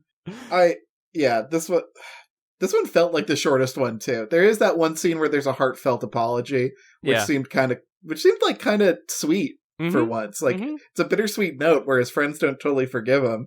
and he's just sort of stuck in this like agony of I've committed a faux pas, and no one will absolve my sins. There's just no like agency on the characters and the choices they're making, right? Like there's some other short story, I can't remember what it was, with someone like, he wants to be the fastest runner, so he gets some sneakers and he runs until he dies. That might be a Goosebumps story. I can't remember where it's from. Mm-hmm. Yeah. But the characters have to make a choice of like, I want to be the best skater. Yeah, like maybe if he was renowned, because he's the MVP of his hockey team, it's said right at the beginning, right? He should have been the worst player on his hockey team, and he gets these and he's tempted with the power, but he makes the choice not to take the power, or he makes the choice that he could get rid of the skates, but he keeps them because he's like, maybe I'll use them again someday, and then he's punished. You know what I mean? Like, give him like a little quandary, have him make the wrong decision, and then punish him for it. But none of it has any rhyme or reason. Skate over the bully's head or something, like decapitate. Yeah, like do like a twirling like leg spin, and then like take off his head with it or something. You know, like this is fucking like cool. like in Blades of Glory. Yeah, just do. I mean, you could even just do you could even remove the like rage entirely from it and just make it that he's really, really hairy, and he has to balance the fact of being extremely hairy with being good at skating. Yes, yeah. He needs to make a sacrifice. Yeah. Mm-hmm. So have there be some sacrifice. Or at the end of it, he's like, you know what? I didn't make it as a hockey player, but instead now I'm a mascot, and he's gritty. Okay, and yes. Okay. I'm into that. Okay. Yeah, I like that. That's cool. Double dip horror, not about ice cream. Nope. Very weird title to story pipeline on this one. So it takes place at a ski resort that has dessert names for all of the, it doesn't fucking matter. Part doesn't matter. It's like a Mario course. Yeah. It's just like Sherbert Isles. This one is very convoluted. It's actively trying to confuse you the whole time you're reading this one. Yeah, it's 95% boring details about skiing. The last 5% is the only part of horror. There's literally no horror in this book. The other thing is like they're kids. I know they said they're junior instructors, but suddenly I was like, wait, am I reading about like 22-year-olds? Right. Like this twin siblings that are ski instructors on this mountain. Yeah. It's weird. It's just a weird story. Like, when is this happening? The middle of the school year, these kids are becoming ski instructors for some reason. They're going to teach a kid named Bobby Judd how to ski. And it's just a weird series of events. They're twins. They decide to pull a fast one on the class. By not telling people that they are twins so that one of them can ski all day while the other one teaches, and vice versa, and they'll take turns. It's a whole thing. You're crazy for this one, RL. Yeah, this one's... What is this? What is this? There's like, and it goes to probably the most cliche horror turn now that's kind of made in fun of media, right? Of like, Bobby Judd maybe messes up and looks like he almost kills them because he skis towards the edge of a slope off a cliff, but they stop him and they're like, we're going to really prank him with, since he doesn't know we're twins, I will ski away, and then you, sis, you come in and you suddenly make him think that you're ahead. It feels like a wacky racist bit. I don't know. It just seems really... What is that even going to do to Bobby? It's very convoluted. I mean, there's not a whole lot to say about this one. It was a ghost the whole time. There were little hints like the children don't acknowledge that Bobby exists, and They get back to the lodge and they're like, wait, we lost Bobby. We didn't see him. Our prank didn't work. And they're like, Bobby? Oh, you mean this kid in this photo from the 50s? He's been dead for 40 years. Also, you saw his ghost, and we know that the ghost is here. We just admit it. We don't. There's no skepticism. He's just the ghost. That definitely shows up. And you could make that reveal a little crazier. Like you could do like they see someone at the lodge who looks like Bobby's dad, and they're like, oh, you must be Bobby's dad. Well, you gotta tell your son to stop being such a weirdo. And he's like, I don't have a son. They're like, what? He's like, yeah, I had a twin brother, but he died 40 years ago. Like, you could do it that way and make it a little more personal. But it's just a kiosk operator. I like that better. I mean, yeah, the title Double Dip Horror is just that because they went to the toughest mountain course, which should be the Double Black Diamond. Yeah. Because the twins went to the different mountain peaks and got confused. But like you said, Paul, just kind of adds on to this, like, I don't know who's where and why, just for this womp womp of like, oh, don't worry, you can't find your sister? They'll be fine. Bobby, the ghost, only messes with twins. Right. That's the twist, right? That's the double dip horror, is that it's right, that they're twins, and I don't know. I guess like they're being like, at least in this one, unlike Monsters on Ice, they're being punished for doing something that could have been prevented, right? Had they told them that they were twins, they would have been like, "Whoa, don't go out there. We definitely have a ghost here, and he likes to kill twins. That hurts twins. Yeah, he loves to kill twins. So we're not gonna have you guys teach any classes." Yeah, but because they pull a trick because they want to, like, I don't know, be lazy, I guess. It doesn't really hold up. No. And can I tell you where my brain went? Because like at this point in the book, I'm starting to lose hope, right? Yeah. And I'm like, okay, double dip horror, and all these slopes are named after Christmas, like, treats. Yep, sure. Ice cream treats. Sure. I was just like, what fucking stupid idea does Arl have next? It's not good to reveal that's where my brain's at when I'm reading these books, maybe. But I'm just like, what? What do you got? I thought we were going to find out that everyone on this slope were tiny people on a mountain, on a giant monster's like sundae. And he was going to like literally double dip children in chocolate and like eat the mountain. I don't know why, but it made more sense than where this story was going. You had a way more creative ending to this story, which I love. I thought animal, like at the end of the Muppet movie, was going to rise a giant animal and just start eating children with a big spoon, and I was ready and on board. My question is, what the fuck are coconut sprinkles? There are only two kinds of sprinkles. Chocolate sprinkles, which taste like sprinkles, and sprinkles, which are sprinkles. I figured he just meant coconut shavings, but maybe not. He says coconut sprinkles. That's not a thing, RL. In Philadelphia, we call them Jimmies, by the way. Yeah, we call them Jimmies up here, too. Okay, good. Which isn't racist. I think I've looked that up, too. Why would it be? There was an internet rumor going around back in the day that Jimmy's was racist, and it's not. It is not. That's just people on the side of sprinkles trying to create, like, fake news warfare. Yeah, that's people trying to bring down hardworking blue-collar sprinkles factory operators. I'll say this. Hate sprinkles on ice cream. Fucking worst. Get them off my ice cream. Wow. I like a sprinkle. Fucking wow. I like a little bit of texture. It's a texture thing. If I'm going to put something on there, I'm putting like Butterfinger crumbles, man, or like some chocolate chips. Sprinkles is like the most boring thing to put on. All right. I know you're full of shit because chocolate in ice cream is stupid. Like bar chocolate in ice cream is stupid.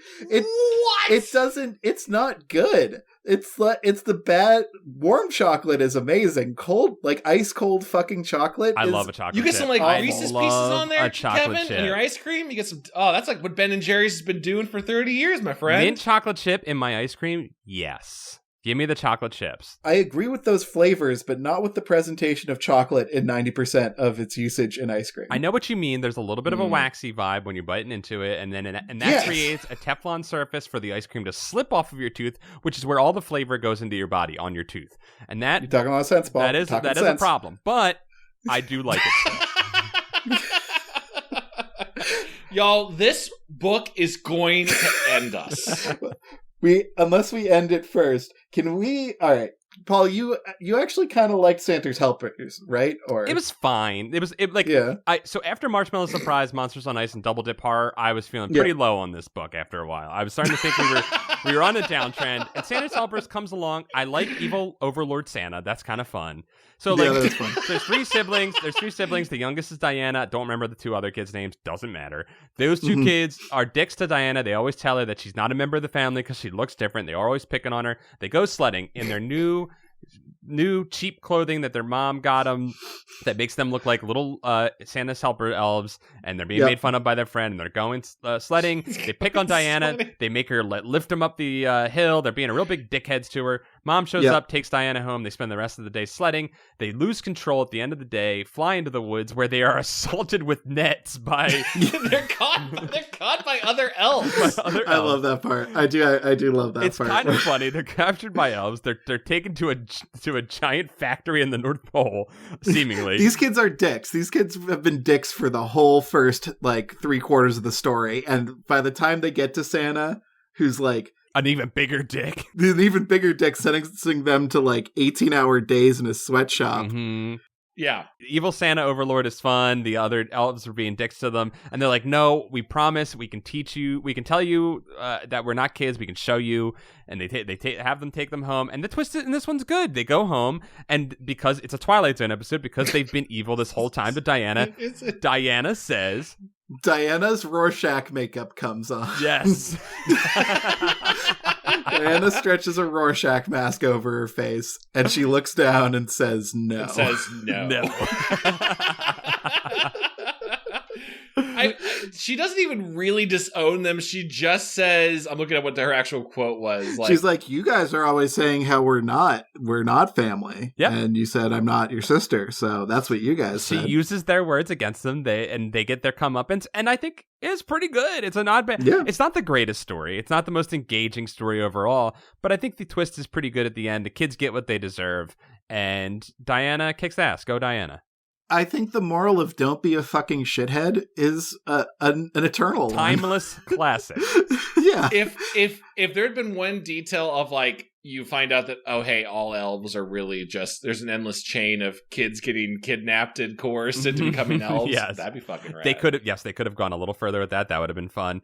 There could have been a little bit more substance to it, but I think for a 10-pager, not bad. And after the 3 stinkers we were just served up and the stinker we're about to have, not bad. It's better than Marshmallow Surprise. It's better. It's better than that. All right. My last thing I want to say about Santa's helpers is they're basically being forced to work QA in Santa's horrible video game company because they said the elves were testing video games. Yes. There. Did they really? I missed that detail. They did. I caught every video game reference in this book. Well, that makes sense. This started to hit on what, not to be a long tangent off of it, this would hit what I always created the logic problem for me of Santa, as someone who wanted to believe as a kid. Right. Was they reference it here in the book with like, you know, he sees toy robots marching around and when they're going through the factory. And I jumped back as a remote controlled Jeep brand car zoomed between my legs. I always, as a kid, even then was like, so is Santa like making bootleg Transformer toys, or is he like got a deal with Hasbro? What's going on? Judging like the terms of like, the old classic versions, he's whittling wooden ducks and cars and bikes or whatever. Man, you were lucky if you got a wooden duck as a kid. That lasts you a lifetime. That's an heirloom. Yeah, that's going to survive in the road world. You're going to be able to use that wood duck. Yeah, at worst, it gives you a night of warmth. Yeah, you can burn it for fuel. In the post-apocalypse, the only currency is wooden ducks and blankets. Yeah, and children. And children. Yeah. I think Attack of the Christmas Present is such a good, like, if you needed to give someone a taste of RL style, Attack of the Christmas Present is the way to go. Yes. This one I have special beef with because I thought Santa's Helpers was the last story, but I miscounted. So you're mad to see there's another one. Yeah, so in my head, this is a bonus story that I didn't have to read. Dude, this story is fucking... It's stupid. It's stupid. There are so many details that are given to you that are unnecessary. So this starts out, this kid loves his uncle. His uncle's great. He finds out his uncle, his cool uncle, who we're giving a lot of details and we spend a lot of time with, he loves to travel the world and give them cool and interesting gifts. So they find out that Uncle Cool Brother is showing up to give them gifts for Christmas. They're excited about it. He gives them their gifts on Christmas morning. He gives the main character a weird mask. He gives the other brother a three-eyed mask. A three-eyed mask. Has no effect on the story whatsoever. Again, a detail unnecessary to the story. And he spent a lot of time on it. Also, there is a reference to a video game called Trollsbane, which is fucking cool and never used. That is the coolest 90s video game name I've ever heard. I want to play Trollsbane so much I might make it. I think it's so annoying. Ooh. It's so annoying that I'm given these types of details. The three-eyed mask, Trollsbane, they like all these cool things that never come to any have no bearing on the story whatsoever. It's frustrated me to no end. And then the other brother, the older brother, gets a cool Japanese robot toy that's got awesome spikes and cool features and is super articulate. I like your awesome toy that you got for Christmas, Chad. Yeah, like Buzz Lightyear. But sharp. But sharper. But it's It's vaguely it does say Japanese. It's Japanese, right? So therefore it means unknown and right. mysterious. The only reason that the uncle is involved in this story, I guess, is to be like he would bring a toy from out of the country. But again, they could have just gotten up on Christmas morning. This story could have just skipped to it's Christmas morning. We got 2 weird gifts from my parents, and I traded my brother, or maybe I got socks. Make it a joke. I got socks, and my brother got this cool toy, and he wanted to trade me for the cool toy for the socks. You know, like do something like that. Or sure, because it does. Have the parents be like, "I didn't buy that for him. Did you? I thought you did, huh? All right, well, Merry Christmas," like, or whatever. Yeah, it must be a gift from Santa. Weird, you know, like whatever. Because again, it doesn't matter because then the toy just starts lights out horroring this kid. The kid takes the toy from his brother. It's just like it's exactly like the lights out short. Every time he turns out the lights and turns them back on, the toy gets closer. That was your reference point is lights out. Wait, we're forgetting like the most important part, which is the toy says on it robot tag. It does say robot tag on it. Yeah. So you're like the entire time I read the story, I'm like, I don't understand the name robot tag. I thought the robot's name was Tag. Like it was like Tag the robot. Yeah. Is it a play on a toy that I'd never heard of before? It just doesn't even make sense as a doesn't even make sense as an action figure name. Yeah. But whatever. Sure. Robot Tag. Right. So so older brother trades robot tag to younger brother. He plays with it for a little bit, thinks it's fucking sick as hell. He poses it in a cool pose and goes to bed looking at it. Lights out, lights back on after he hears some tapping noises. It's moved closer. Lights out, lights on as it hears more tapping noises. It's moved even closer. Lights out, lights back on. It's fucking coming for him. He I don't remember if he throws it in his closet. He hides for the night and he's safe until the next morning when the robot starts to attack him. It chases him through the house. It drills through a fucking door, which is sick. It has buzzsaws. This is some small soldiers. Yes, this is some stuff. Yes, this is some cool small soldiers, puppet master shit. That part neat. All right, I'm starting to think, okay, maybe this story's going somewhere. This is kind of getting cool. Then it chases him through the house. It fucking touches him. It just touches him and says, "You're it." End of story. Mask never comes into play. Uncle Cool Brother never comes into play. I hate this story. I fucking hate this story.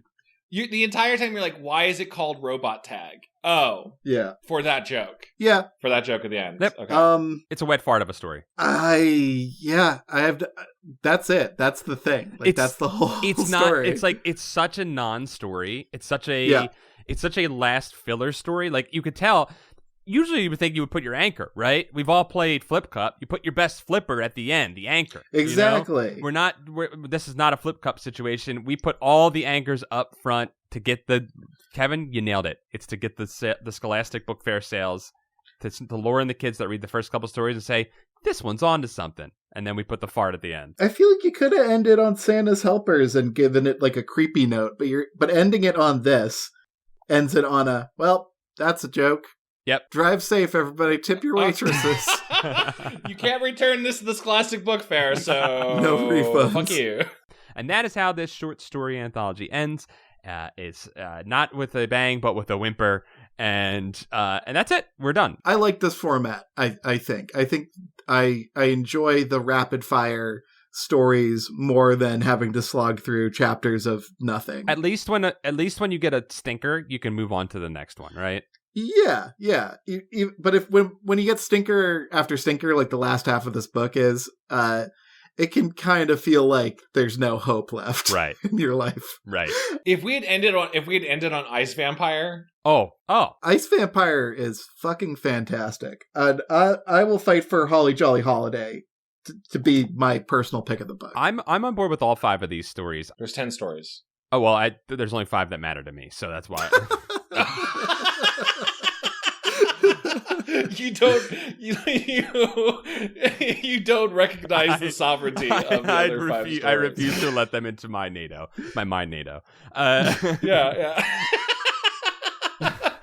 I would go. I'm gonna go to bat for why I hate Jack Frost. I think it's creepy. I think his ice nails were creepy, and I think that Junji Ito-esque scene of the falling in the snow was scary. I'm gonna go with that one. Swear to God. Chad, if you had to say something nice about this book, which one's your favorite?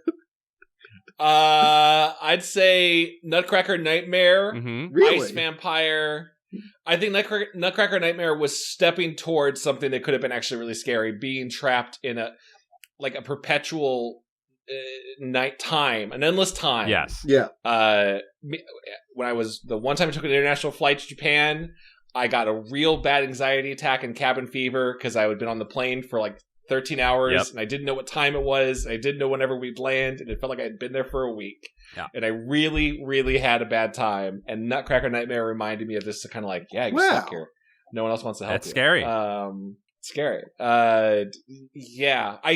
There's something so fuck you about Attack of the Christmas Present that I kind of like it. Wow. You know why I don't like it? I think it is a very pinnacle RL thing. It is. I think RL laughed to himself when he wrote it. Yeah, I think so too. It's a joke upon the child that is reading the book. I got your money and fuck you. Yeah. That's how I feel. Yeah, that's how it feels. That book. That is how it feels. I would love to go visit more of these. We're too. gonna do more short story collections and see what they're like. Yeah, I'd love to do more of these. Yeah, I just feel like it's a nice little mix up between books. Mm-hmm. I think that's been a bumps. Yeah, this has been a bumps. This has been a buds and a bumps.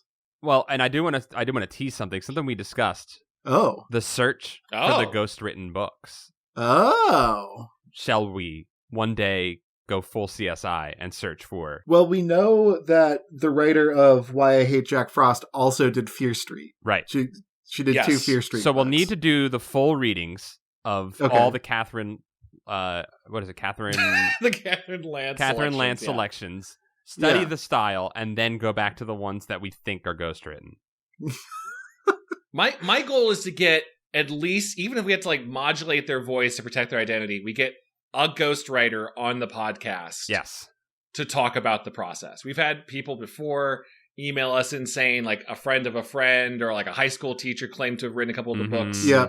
It's all around us if we want to uncover this. R.L. Stine is constantly emailing us asking, hey, can I get on the pod? I really love your show. And we're like, no, R.L., you can't be on the show. I'm sorry. It just wouldn't work. It would be kind of awkward and weird. Thank you for being a fan. We hope you keep listening and supporting us on patreon.com/goosebuds. But you can't be on the show, RL. I'm sorry. If we could get him on like the Jinx type documentary where he leaves the mic on longer than we thought, and he's like, I didn't write any of them, of course. And you're like, oh my god, we got him. We fucking got him. If you know the truth about R.L. Stine, maybe send us a tweet on twitter.com/goosebudspod. You can email us at goosebuds@gmail.com. We need hard, irrefutable proof. So don't mess with our time. Do not waste our time. Leave us a fairly appraised review on the podcatcher of your choice. And you know, if you really like our stuff, again, that patreon.com/goosebuds. You can sign up and hear a whole other podcast, Camp Goosebuds, which is what Paul, Chad, and I do when we just want to hang out.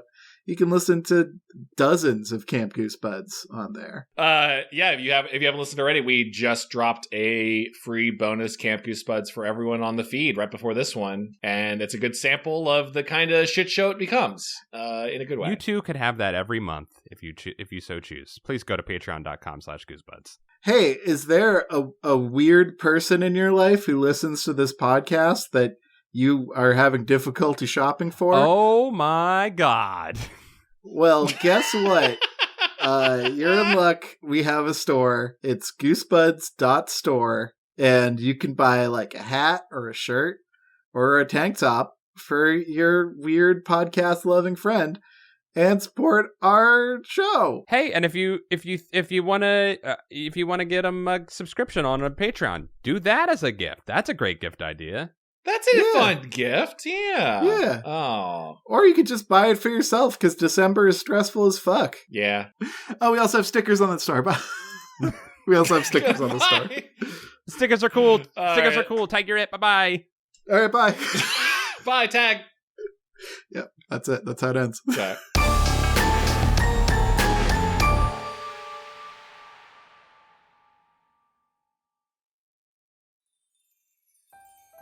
Ho, ho, ho! Merry Namesmas! It's me, Kevin Claus, and my wonderful elves, and we're opening a big bag of names for all the good children. Santa Kevin? Santa Kevin, tell us all the good boys and ghouls that have been in the book of names. Yeah, let me read them. Let's start with Stefan Jive Turkey Kuwabara, Hollis Hornbeak, Cameron Murphy Audio, Michael McDowell, Josh Robertson, Mickey C, Nathan Dolezal, Kelly C, Mike Lanteri, Buddy Morrill, Ailcade, Mel Dipson, Zankeith, Afsheen, Danky McStanky, Dango Twiss, Brian Wells, Zentacles, Lowbelly Hate Me, Stealth Bates, Joseph Miranda, Patrick Reynolds, Robert Moon, Jason Crooker, John Keaty, Clay Castle, Miguel Pardo, Christina Doling, Third Sergio, Calf, Matthew, More Paranoia Shop, Sniggy, Maddie, Ishak Arafin, Gregory D. Warren, Alan Saylor, Cody Redfield, Bradford Coulter, Aiden Alexander Dice, Reinfected, Jar Jar Slinks, Justin Wagman, Chosen One, Cardboard Walk, Levi Than, Uppenchamp, Jonas Engman, Alicia Grafe. Moister, Carl, Hey, Broccoli, pause for a second. I think I get something off my chest. I love Paul. still love you too, Broccoli, the John D. and Catherine T. MacArthur Foundation. Can't believe we got them. Big guy. they've really been in our corner. Elusive Koala, Yanni Markovina. Trent Davis, Joe, can't believe we got Joe, We can't believe we got Joe. Big. Brooke X. Jesus Christ, Christian Van Skeever, Drew Applegate. Jeremy Lowe, Brian Hobgood, Jonas Blatterman. Zach Connor, Patreon_donator, yo, Joe Spooky Digital Ghost Tierney. Tom Woodham, Paul Grasso, Andrew Jatsack forgot the MO question for Lord Cornwallis, but does hope Chili Dish Gambino includes corn and goes light on the cumin. still with that. Pretty sure that's how you wanted me to say that last word. Andrew, still Wow. with the anti-cumin propaganda. we have opposite goals for our chili construction because I go no corn, heavy cumin. Heavy cumin. Andrew and I have discussed Oh. this. It's okay, Andrew. I am a pro corn. I'm on the pro corn side. Corn's You in would everything. Be. You would be Indiana Yes, boy. it should be. We gotta keep Indiana going. Corn is delicious. Speaking of Oh, corn, speaking of, Lord Speaking of- Cornwallis. Taylor Dirks. Joe, regular name, Scott. I sense that anger too, Chad. Carson Birkenbean. Murphy P. Trendy moron. Devin Ticklebean is your new best friend. Fuck yeah. Goon Cahoots. Vincent Modica. Luke Canoodles. Snes Chalmers. Sean Minogue. Hugh Bolin. Zam Bambino. Wormtown Glenn. Wiggle It. John Pigeon Hat Barber. Chip Handsome. Matt McClellan. Alex Moon, the robotic dog. Nathan Remick. Sarah Kemp. Divaldi. Tanya Turtle. Chili Dish Gambino with just enough cumin. Brett. Reed Stubendick. Joey Evans. Adam, you goofed. Juan Jalapena. Carewise Gamgee. Uncle Cool Brother. Cameron Hansen. Keith Hallcrow. Chris Tranquil Sleepwear Erection. Nelson. Oh, beautiful. Timothy Misodolakis. Clay McCarty. Matthew Stevens. Parker Lee. Generally depressing. Dom's Sexy Ghost, aka Captain Sick. Ham_boat. Hey, Paulie, it's me, Benny Guess Your Weight, the spooky Dune Witch. Anyway, go on and put your hand in my boo box. This is like a fucking Mad Magazine version of Dune. I love it. Yeah. Paula, try these. Ben Bohan. Raymond Hernandez. I just gotta take a quick second to say we all missed the calling at Rating at Mad Magazine. God damn it. Me too. Flemley did as well. The Crowfens. Matthew Sutton. Jeffrey Owen Cawhey. Dan. Boss Garrettson. Lee Wood. Hey, Eric, it's gonna be all right. You're doing a great job. But go easy on the Kuma.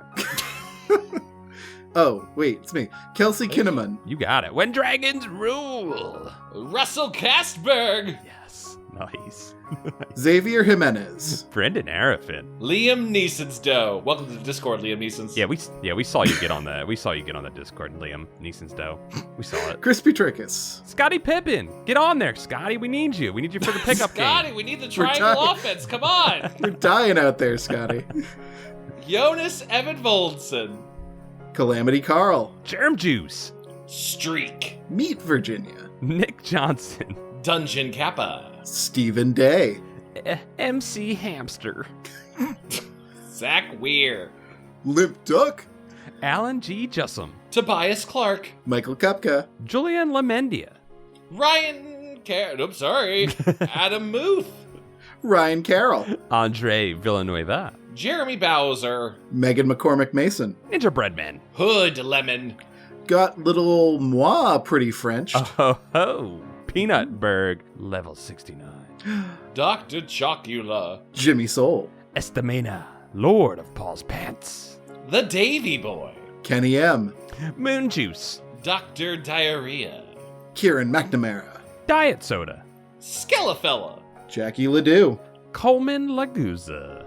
Lamb Mrs. Hearing. Chris Pittman is a Aww. bone wizard. Aww. Me too. What a good guilt trip to change your name. SSJ Trogdor. A pair of Scots. Levi Kidder. David Gray. Bryce Diori. Matthew Bratato. I am Cornholio. I need TP for my bunghole. Mike Spaghetti Jones. Carbson. Redemption. Luke Humanzi Allen. Some of Chad's bird friends. Ah, cool. Nicholas Maloney. Chris. Midwest Indigo 13. David Lynch. XXX. Brendan Fraser. 666. Eric Crossover. Horwitz. Tiffany Lee or Tiffany Leia. Dr. Eggdrop Soupman. Thomas Jancis. Lucretia McEvil. Elm Realm. Mutant Astronauts. Wagmar Wigmer. Nice. Dakota Kemp. John W. Soggy Newspapers. Alec Johnson. Henry Torber. The Skotag. Adam Knapp. Burger's Wonderful World. Kiwi of Lerv. Bjorn Deer. We've been saying that Kiwi o Flurv. I've been saying that Kiwi o Flurv, but you nailed it, Chad. It's Kiwi of Lerv. I think you leaned in on the Lerv. Yeah, it's love. Oh, Kiwi of Lerv. Of Lerv. Yeah. Oh my. Let us Wow. know, Kiwi. Make sure tell me that I did a good job. I think you fucking nailed it. Tell me I did good. If you screwed it up, Serial Killer X is coming for you. Tell me I'm good. Tell me I'm good. Please reinforce me. Logan Derby. Brad Schmelzer. Gacanti. Milk Punk. Skullatorin. Jover the Moon. Shuddering Stefan. Mr. Misfire. Mr. Muffin. What? Oh, these two got to get together. Mandy Nasty. Llama Lad. Benjamin Luther. Edgar's not going to cut off your tongues. I promise, Crassies. Thanks, Edgars. Dennis Wright. Jacob Rogers. 976 Evil. Jesse. Philip Reynolds. Rum Daddy.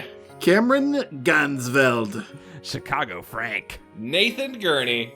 Vosivi. Matt? Are these new names? These seem like new names. Oh, they're new. Yeah. Oh my goodness, we just accidentally entered names into the book of names. Oh shit, new names. All right, nobody panic. Nobody cry. All right. Retroactively, Chicago Frank, Nathan Gurney, and Vochivi, you're in. Welcome. You're in. Welcome. You're fucking You're in. Welcome. Welcome.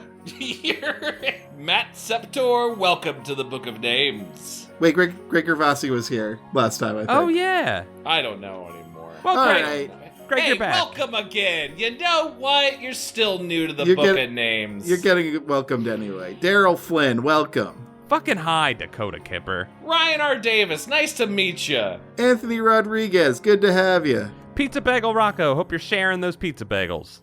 Scott Wable, pull up a chair. B. Oh, someone let a bee in. Shit. Oh, wait, welcome, but we're allergic. Kit Bush, get your name down on the page in blood. Jonathan McAnish, what are you having?